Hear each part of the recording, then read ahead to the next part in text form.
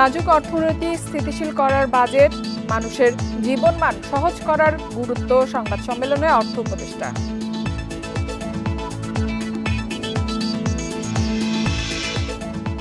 বাজেটে কালো টাকা সাদা করার সুযোগ, জুলাই অভ্যুত্থানের চেতনা বিরোধী সংবাদ সম্মেলনে গবেষণা সংস্থা সিপিডি।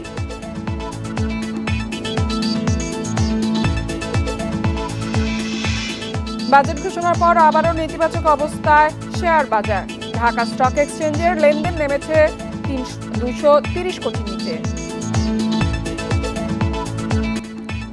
সবাইকে আমন্ত্রণ অর্থনীতি সারাদিনে, আপনাদের সাথে আছি। আপনারা শুনছিলেন শিরোনাম, এবারে জানাবো বিস্তারিত। উচ্চ প্রবৃদ্ধি থেকে বেরিয়ে এসে মানুষের জীবনযাত্রার মান সহজ করার বিষয়ে গুরুত্ব দেওয়া হয়েছে বাজেটে। নানা চ্যালেঞ্জের মধ্যেও বাস্তবায়নযোগ্য বাজেট দেওয়া হয়েছে বলে মনে করেন অর্থ উপদেষ্টা সালেউদ্দিন আহমেদ। বুধবার রাজধানীর ওসমানী স্মৃতি মিলনায়তনে বাজেটোত্তর সংবাদ সম্মেলনে অর্থ উপদেষ্টা বলেন, ব্যাংক, পুঁজি বাজার সহ দেশের বিভিন্ন প্রতিষ্ঠানের পরিস্থিতি নাজুক। সেখান থেকে বেরিয়ে এসে অর্থনৈতিক স্থিতিশীলতায় জোর দিচ্ছে সরকার। এ সময় পরিকল্পনা উপদেষ্টা বলেন, আগের সরকারের রেখে যাওয়া জঞ্জালগুলো পরিষ্কার করতেই কাজ করছে সরকার। অন্তর্বর্তী সরকারের উন্নয়ন রূপরেখার প্রতিফলন ঘটবে আগামী বাজেটে। তার মতে, ঋণ নিয়ে ঋণ পরিশোধের দুষ্ট চক্র থেকে বেরিয়ে আসা এটি এক বাজেটের সম্ভব নয়। চ্যালেঞ্জের মধ্যেও নীতির ধারাবাহিকতা বজায় রাখা হয়েছে। জোরদার করা হয়েছে সরকারি ক্রয় নীতিমালায় স্বচ্ছতায়।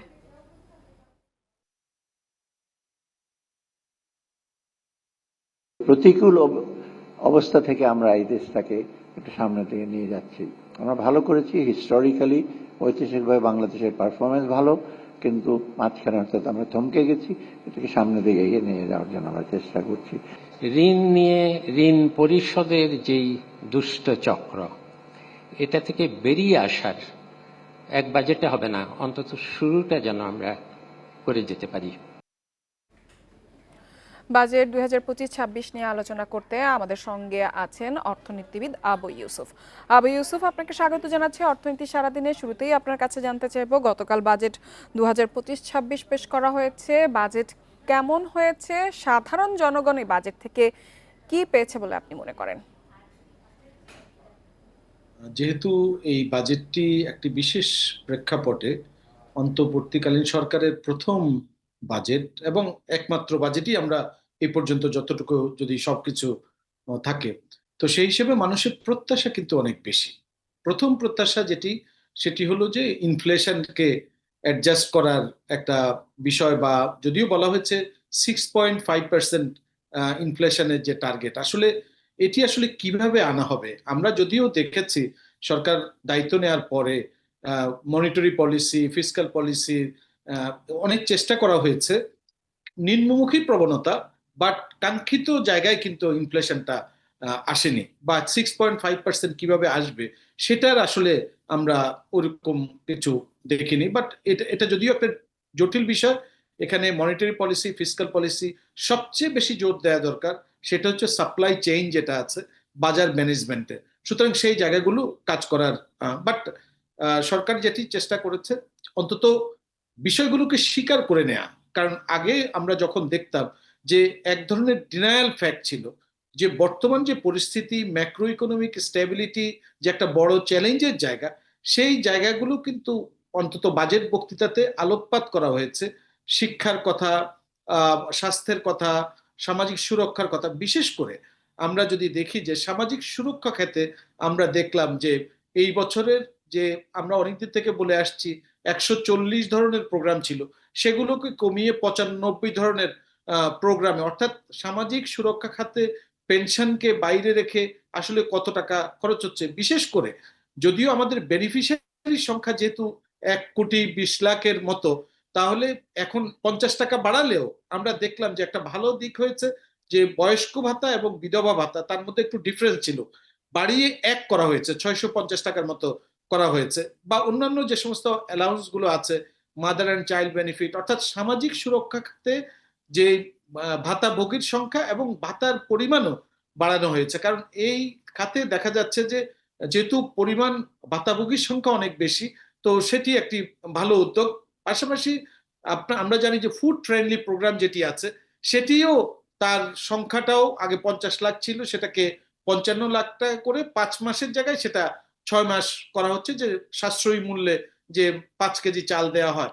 তো সেই জায়গাটা প্লাস আরেকটা যেটি করা হয়েছে ডাইনামিক একটা রেজিস্ট্রি, অর্থাৎ যাতে টার্গেটিং ডিফারেন্সিয়াস না থাকে, রাইট পিপল সেখানে যাতে পায়, তো সেটার জন্য একটা উদ্যোগ গ্রহণ করেছে। সুতরাং সামাজিক সুরক্ষা খাতে, এডুকেশনের খাতে আমরা অনেকদিন থেকে বলে আসছি যে এডুকেশন এবং মানে শিক্ষা ও প্রযুক্তি না করে শুধুমাত্র শিক্ষা খাতে কত, তো সেখানেও আমরা দেখলাম শিক্ষা খাতে 12.1% মতো দেওয়া হয়েছে। বাট ইউসুফ, আমরা আপনার কাছে জানতে চাইবো, আমরা জানি যে এবারের বাজেটে কিন্তু বেশি গুরুত্ব দেওয়া হচ্ছে মূল্যস্ফীতি নিয়ন্ত্রণে। সেখানে যেই ধরনের পণ্যের দাম বৃদ্ধি করা হয়েছে, যেই ধরনের পণ্যের দাম কমানো হয়েছে, এতে করে আপনি মনে করেন কতটা মূল্যস্ফীতি নিয়ন্ত্রণে আসবে? আমরা দেখেছি যে দেশীয় পণ্যের উপর কিন্তু দাম বাড়ানো হয়েছে, সেক্ষেত্রে দেশের জনসাধারণ কতটা সুযোগ পাবে বলে আপনি মনে করেন? না, যেহেতু মূল্যস্ফীতি তো যেটা আমি বললাম এটি অনেকগুলো বিষয়ের উপর নির্ভর করে, আমাদের মনিটারি পলিসি, ফিসকাল পলিসি এবং বাজার ব্যবস্থাপনা। শুধুমাত্র মূল মানে শুল্ক হার সমন্বয় একটি অংশ, বাট সেখানেও এখন 6.5% আনাটা যেহেতু অনেক দিন থেকে একটা হাই রেট অর্থাৎ ডাবল ডিজিটে আছে, তো সেটি একটা জায়গায় সরকারের কাছ থেকে আমাদের প্রত্যাশা ছিল, সেটি হচ্ছে যে এই যে ব্যক্তি শ্রেণীর করমুক্ত আয়ের যে সীমা, সেটি আসলে 3,50,000 50,000 টাকা যেটি আছে সেটিকে আসলে বাড়ানোর অনেক প্রত্যাশা চিত্র, এটা হয়তো 4 লাখ বা এরকম অন্তত ন্যূনতম 4 লাখ টাকা করার দরকার ছিল। তাহলে অন্তত যারা সাধারণ যারা সীমিত আয়ের মানুষ তারা কিন্তু বা মধ্যবিত্ত যারা আছে তারা কিন্তু একটা স্বস্তির জায়গা কিন্তু এখানে পেত। সুতরাং এই জায়গাটা যে করমুক্ত আয়ের আরেকটা যেটা আমরা দেখলাম, যদিও আমাদের এখানে এবারের বাজেটে আপনারা দেখছেন একটা ছোট আকারে অর্থাৎ ইনক্রিমেন্টাল বেসিসে না গিয়ে, অর্থাৎ আগের বছর চলতি বছরের চেয়েও কম করা হয়েছে এবং বাজেট ডেফিসিটও সেটা 3.6% করা হয়েছে। ইউজুয়ালি এটি 4%-এর উপরে থাকে, 4 to 5%-এর মতো। তো সেই জায়গায়ও একটা সংকোচনমূলক জায়গায় কিন্তু নেওয়া হয়েছে। তারপরে আমরা এই বাজেটে যেটা আমরা সবচেয়ে বড় জায়গাটা, যেহেতু জুলাই আগস্ট মুভমেন্টে তারুণ্যের বিষয়গুলো, সেখানে এমপ্লয়মেন্ট সৃষ্টির কথা বাজেটে বলা হয়েছে, কিন্তু আসলে ব্যক্তি খাতে বিনিয়োগ যদি আমরা বাড়াতে না পারি তাহলে কিন্তু তো এমপ্লয়মেন্ট আপনি যেহেতু অপরচুনিটি। ব্যক্তি খাতের বিনিয়োগের কথা বলছিলেন, সেহেতু আপনার কাছে জানতে চাইবো, আমরা দেখেছি যে এবারে বাজেটে কিন্তু দেশীয় অর্থায়ন থেকে বড় অঙ্কের ঋণ নেওয়ার পরিকল্পনা করেছে সরকার। সেক্ষেত্রে বেসরকারি খাতের বিনিয়োগ কতটা বাধাগ্রস্ত হবে বলে আপনি মনে করেন, অথবা বেসরকারি খাত আসলেই কি বাধাগ্রস্ত হবে? না, আমরা দেখেছি যে ডোমেস্টিক খাত থেকে যে বাজেট ডেফিসিটটা আছে, সেই বাজেট ডেফিসিটের একটা বড় অংশ ডোমেস্টিক খাতে 1,25,000 কোটি টাকার মতো ডোমেস্টিক খাত থেকে নেওয়া হবে। তারপরেও আমরা যদি অন্যান্য সময়ের তুলনায় চিন্তা করি, যেহেতু বাজেট ডেফিসিটটা কম, সরকারের উচিত হবে রেভিনিউ মোবিলাইজটা করা, অর্থাৎ সেখানে যদিও টার্গেট করা হয়েছে যে 9% অফ জিডিপি তে নিয়ে আসা, যেটা 5,65,000 কোটি টাকা, কিন্তু বর্তমান যে রাজনৈতিক অস্থিরতা বা অন্যান্য বিষয়গুলো আমরা যদি মাথায় নেই, এই রেভিনিউ টার্গেটটা অ্যাচিভ করাটা কিন্তু কঠিন হবে। পাশাপাশি আমরা এখনো দেখলাম যে আমাদের ইনডিরেক্ট ট্যাক্সের উপরই অথবা যারা ট্যাক্স দিচ্ছে তাদের উপরই কিন্তু আসলে মাননীয় অর্থ উপদেষ্টা সেই ট্যাক্স আদায়ের ক্ষেত্রে বা রেভিনিউ আদায়ের ক্ষেত্রে ডিপেন্ডেন্সিটা, কিন্তু ট্যাক্স নেট বাড়ানোর যে প্রক্রিয়া বা আমাদের 1,11,00,000 টিনধারীর মধ্যে মাত্র 40 লাখ দিচ্ছে, কিন্তু তাদেরকে কিভাবে নিয়ে আসা যাবে, উল্টো দেখা যাচ্ছে যে সঞ্চয়পত্রের যে বিষয়টা আছে সেটি যাতে যে বাধ্যকতা ছিল যে টিন সাবমিশনের, সেটাকে আর রিল্যাক্স করা হয়েছে। সুতরাং এই আবু জায়গায় ইউসুফ, আপনি যেমনটি বলছিলেন ট্যাক্স নেট বৃদ্ধির বিষয়টি আসলে খুব একটা নেই। আমরা দেখছি যে যেই পরিমাণ ট্যাক্স দিত তাদের উপরেই করের বোঝাটা যাচ্ছে। সেক্ষেত্রে আপনার কাছে জানতে চাইবো, কালো টাকা সাদা করার যে সুযোগটা দেয়া হয়েছে, এটা আসলে কতটা ভালো হলো? সবাই কিন্তু বলছে যে এটা আমাদের যে জুলাই আন্দোলন হয়েছে সেই আন্দোলনের সাথে সাংঘর্ষিক এবং সেই চেতনা বিরোধী। সেক্ষেত্রে আসলে কেন গতানুগতিক এই সুবিধাটা এবারও রাখা হলো?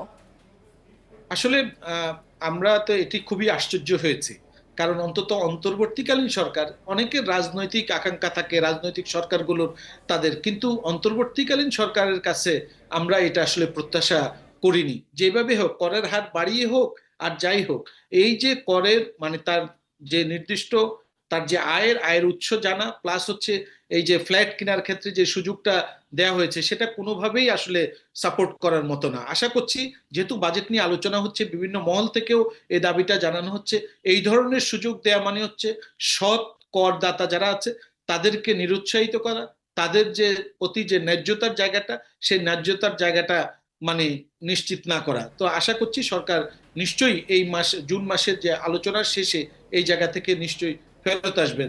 কারণ দুর্নীতির বিরুদ্ধে আমরা সবাই কথা বলছি, জুলাই আগস্ট মুভমেন্টের কথা বলছি, কোনো আন্ডার এনি সার্কমস্টেন্সেস আমরা দেখছি বা অতীতেও যতগুলো সুযোগ দেওয়া হয়েছিল কালো টাকা সাদা করার, সেরকম কিন্তু আসলে আসেনি। যেভাবে বলা হচ্ছে যে অর্থনীতিতে এটি গুরুত্বপূর্ণ ভূমিকা পালন করবে, যেই অজুহাত দেখিয়ে করা হয় সেটি আসলে কোনোভাবেই এই কালো টাকা সাদা করার যে বিষয়টিকে কোনোভাবেই সাপোর্ট করার সাপোর্ট করা আসলে ঠিক অতটা যায় না। আবু ইউসুফ, আমাদের সাথে যোগ দেওয়ার জন্য আপনাকে অসংখ্য ধন্যবাদ।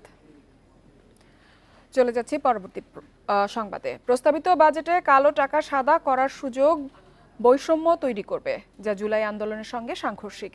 এই উদ্যোগ সৎ করদাতাদের নিরুৎসাহিত করবে বলে মন্তব্য করেছে সিপিডি। মঙ্গলবার বাজেট পরবর্তী সংবাদ সম্মেলনে প্রস্তাবটি বাজেট থেকে প্রত্যাহারের দাবি জানায় সংস্থাটি। জানায় বেশ কিছু ইতিবাচক দিক থাকলেও সামগ্রিকভাবে চলমান অর্থনৈতিক সংকট আমলে নেওয়া হয়নি। সোমবার 2025-26 অর্থবছরের জন্য 7,90,000 কোটি টাকার বাজেট প্রস্তাব পেশ করে সরকার। মঙ্গলবার সকালে বাজেট নিয়ে প্রতিক্রিয়া জানাতে সংবাদ সম্মেলনে আসে গবেষণা প্রতিষ্ঠান centre for policy dialogue CPD.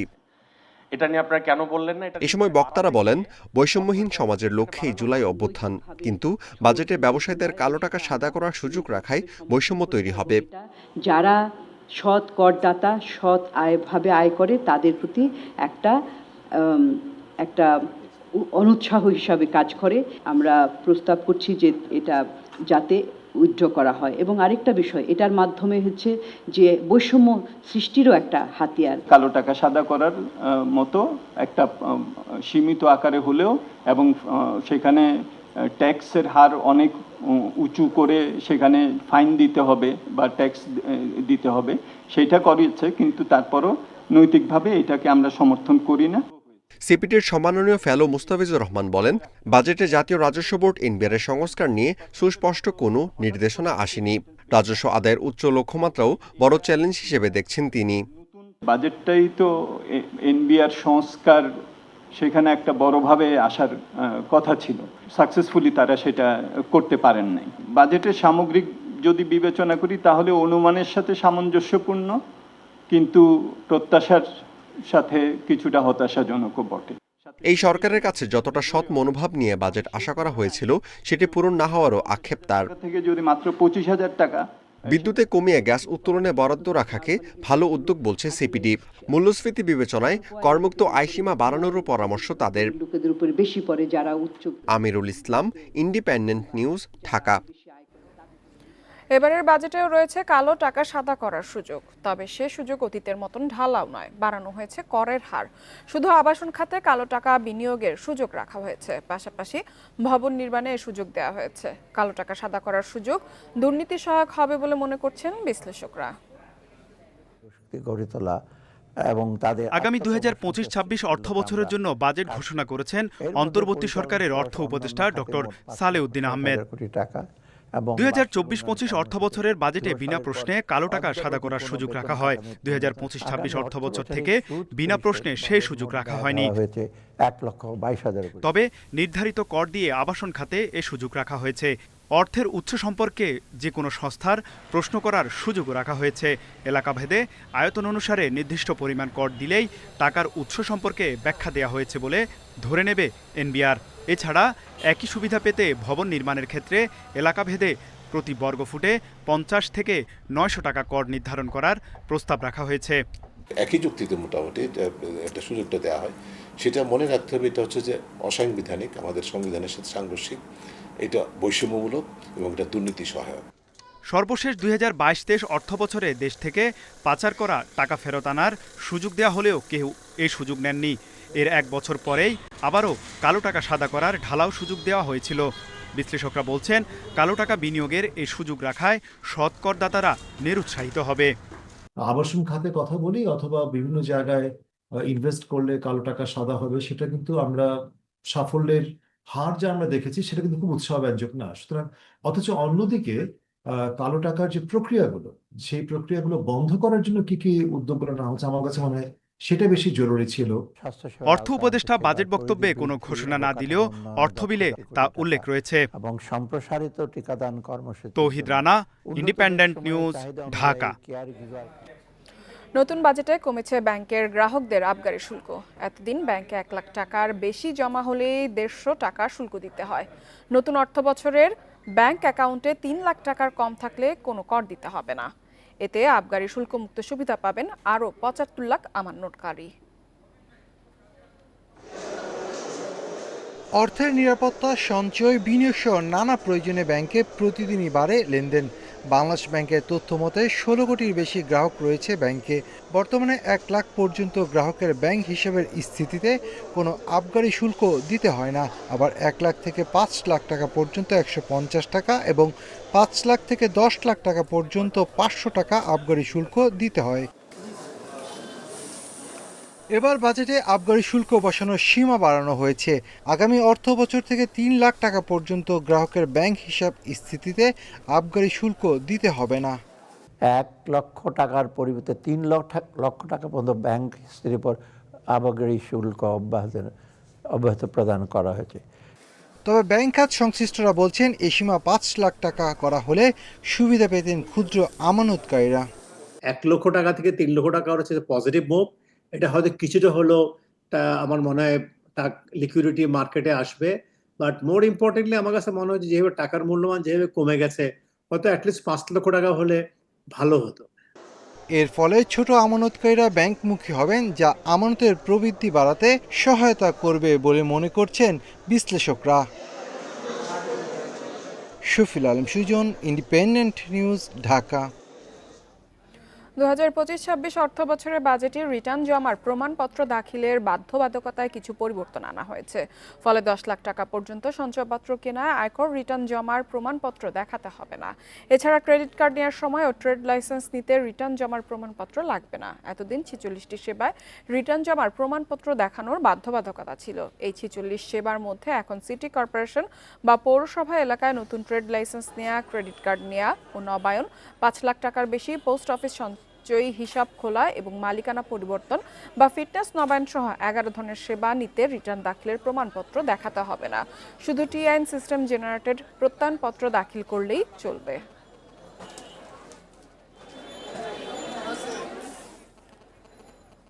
বাজেটে নেওয়া পদক্ষেপগুলো বাস্তবায়ন হলে পুঁজিবাজার প্রাণ ফিরে পাবে বলে মন্তব্য করেছেন ঢাকা স্টক এক্সচেঞ্জ ডিএসসির চেয়ারম্যান মমিনুল ইসলাম। এছাড়া পুঁজিবাজার নিয়ে সরকারের বিশেষ গুরুত্বকে স্বাগত জানায় তিনি। 2025-26 অর্থ বছরের বাজেটে তালিকাভুক্ত ও অতালিকাভুক্ত কোম্পানির মধ্যে কর হারের ব্যবধান বাড়ানো, মার্চেন্ট ব্যাংকের কর হার কমানো এবং লেনদেনের উপর উৎসে কর কমানোর প্রস্তাব ইতিবাচক বলে জানান ডিএসসি চেয়ারম্যান। বাজেটের প্রস্তাবনায় সরকারের মালিকানায় রয়েছে এমন মাল্টিন্যাশনাল কোম্পানিগুলোকে সরকারের শেয়ার কমিয়ে পুঁজিবাজারে অন্তর্ভুক্ত করার প্রয়োজনীয় পদক্ষেপের ফলে বাজারে গভীরতা বাড়বে বলে মনে করেন তিনি।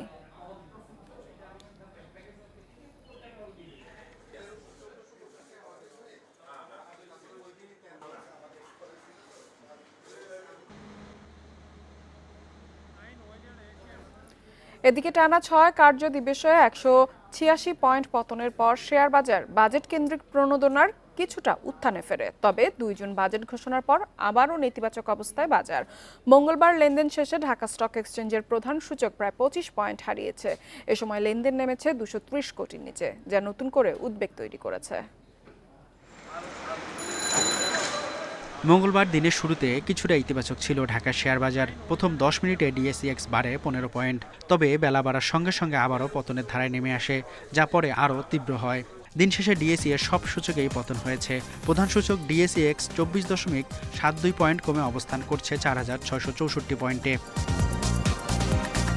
সূচক পতনে ঢাকার শেয়ার বাজারে লেনদেন নেমেছে আরও তলানিতে। আজ মোট লেনদেন হয় 229 কোটি 6 লাখ টাকা। আগের দিনের চেয়ে লেনদেন কমেছে 46 কোটি 24 লাখ টাকা। হাতবদলে অংশ নেয়া ৩৯৪টি কোম্পানি মিউচুয়াল ফান্ডের মধ্যে ৬.৫% কোম্পানির শেয়ারই আজ দর কমেছে। এর মধ্যে দর বেড়েছে মাত্র 93টি প্রতিষ্ঠানের শেয়ারের, কমেছে 239টি, অপরিবর্তিত 62টির। সবচেয়ে বেশি লেনদেন হওয়া প্রতিষ্ঠানের তালিকায় প্রথম ব্র্যাক ব্যাংক, সিপাল বিচ রিসোর্ট দ্বিতীয়, তৃতীয় অবস্থানে লাভ এলো। শতাংশের দিক থেকে দরবৃদ্ধির তালিকায় প্রথম সোনালী আঁশ, দ্বিতীয় সিপাল বিচ রিসোর্ট, তৃতীয় অবস্থানে আইসিবিসি ব্যাংক। অন্যদিকে চট্টগ্রাম স্টক এক্সচেঞ্জে সার্বিক সূচক ৩.10 পয়েন্ট বেড়ে অবস্থান করছে 13,091 পয়েন্টে। লেনদেন হয়েছে 9,90,00,000 টাকার শেয়ার। মেহেদী হাসান, ইন্ডিপেন্ডেন্ট নিউজ। কোরবানির জন্য বিশাল আকারের গরু লালন পালন করে বিপাকে পড়েছেন জয়পুরহাটের খামারিরা। দাম বেশি হয় এসব গরু কিনতে ক্রেতাদের নেই আগ্রহ।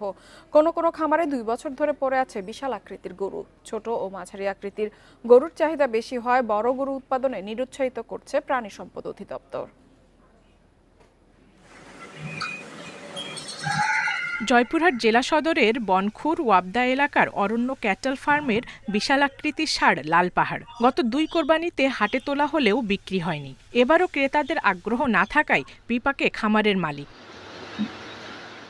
একই অবস্থা সদর উপজেলার বিল্লা গ্রামের জহুরুল ইসলামের 32 মণ ওজনের রাজাবাবুর। অনেকেই আসছেন, ছবিও তুলছেন, কিন্তু গরুটি কিনছেন না কেউ। গত বছরে আমি দাম পেয়েছিলাম 8 লক্ষ টাকা, তারপরে 7.5, যাই তো কারণবশত আমার গরুটা বিক্রি হয়নি। এই বছর এখন পর্যন্ত আমার গরুটা কেউ দেখতে আসেনি। কোরবানি সামনে রেখে মাঝারি ও ছোট গরুর চাহিদা বেশি হওয়ায় খামারিরাও ঝুঁকছেন এসব গরু লালন পালনে। 1 লাখ 1.5 লাখ টাকার ভিতরে যে গরুগুলো, এগুলোর চাহিদা প্রচুর পরিমাণ আছে। আর বড়দের গরুগুলো 4 লাখ 5 লাখ 2 লাখের উপরে, এগুলো ঢাকাতে চলে। এই মূল্যে খাদ্যদ্রব্য কিনে খাওয়ানোর পর আসলে কুরবানিতে এই প্রাইসে বিক্রি করলে আমার মনে হয় প্রত্যেকটা গরুতে 40-50 হাজার টাকা লস আসতো। গরুর খাদ্যের দামের পাশাপাশি উৎপাদন খরচ বেড়ে যাওয়ায় বড় গরুর দামও পড়ে বেশি। এ কারণে আগ্রহ হারিয়েছেন সাধারণ ক্রেতারা। খামারিরা যখন একটা গরুকে লালন পালন করছেন, একটু বড় হচ্ছে, সেই গরুগুলো বিক্রয়যোগ্য হচ্ছে, সেটার প্রাইস 2 লাখ 1.5 লাখের উপরে যে প্রাইসগুলো যাচ্ছে সেটা মানুষের ক্রয় সীমার উপরে চলে যাচ্ছে। এই জন্য ব্যাপক একটা মানুষের এই মার্কেটটা ধস হয়েছে এবং প্রায় 60%-এর উপরের গরু এখনো অবিকৃত আছে। লোকসান ঠেকাতে বিশাল আকৃতির গরু লালন পালনে খামারিদের নিরুৎসাহিত করছে জেলা প্রাণী সম্পদ অধিদপ্তর। আমরা খামারিদের পরামর্শ দেই যে আকারের গরু সাধারণত মানুষের ক্রয় ক্ষমতার মধ্যে থাকে, এই ধরনের সাইজের গরু তৈরি করার জন্য বলি। এবারে আমাদের এই জেলায় ওই ধরনের বড় গরু সংখ্যা অনেক কম। আমাদের খামারিরা বুঝতে পারছেন যে না, এটা আসলে করলে তাদের অনেক কষ্ট হয় বিক্রির সময়। এবছর কোরবানি উপলক্ষে জেলায় 13,000-এর বেশি খামারি 3 লাখের বেশি পশু প্রস্তুত করেছেন। Independent news. এই ছিল অর্থনীতি সারাদিনের আজকের আয়োজনে। ইন্ডিপেন্ডেন্ট টেলিভিশনের সব খবর আরও জানতে চোখ রাখুন ফেসবুক, ইউটিউব এবং এক্সে। আমন্ত্রণ আমাদের পরবর্তী সংবাদে।